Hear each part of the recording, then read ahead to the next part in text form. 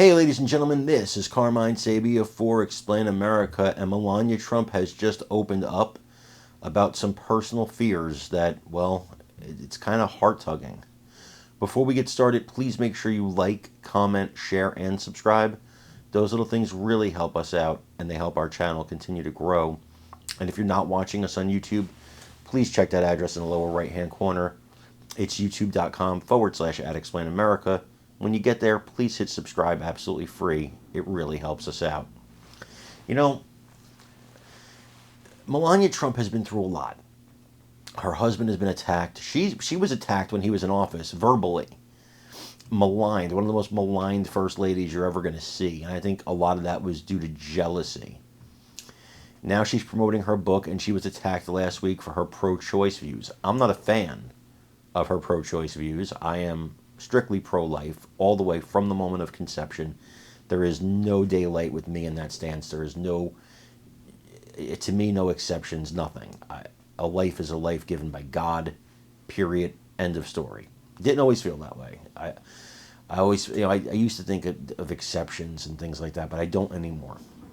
That being said, Melania Trump, she's been through a lot. She's frequently the target of media fodder and people making fun of her, even though she's probably the most beautiful first lady we've ever had, speaks multiple languages, whip smart, doesn't matter. And now, with these attacks on her husband, she's talking about the fear that she had deep inside, and that she's always had this fear of something happening to him. And why not?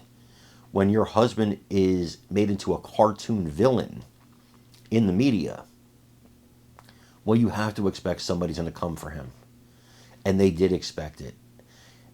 And I blame the media for a lot of this. I blame the Democrats for a lot of this. Of course, ultimately, the responsibility falls at the hand of the person wielding the firearm, yes.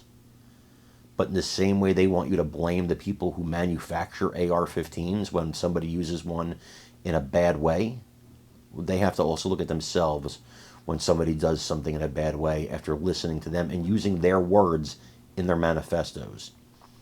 I want you to listen to what the former First Lady had to say, and then let me know what you think in the comments. I'll start with one that is clearly serious. The former president has survived 2 assassination attempts. And Kamala's camp has just issued yesterday that they're going to go more negative. The Biden-Harris team continues with the negative rhetoric, whether it's Hitler or, he's tearing down democracy. Are you worried about your husband's safety in the next 29 days? Of course I do. Yes, I do. I think, when they call him, he's a threat to democracy, let's ask ourselves, who is really a threat to democracy? They are ongoing with the lawfare against the former president, as well as, trying to get him off the voting ballots and trying to, silence him. So, yes, of course, I was always afraid what can happen, and that they continuing with that kind of language is just, it's a toxic atmosphere.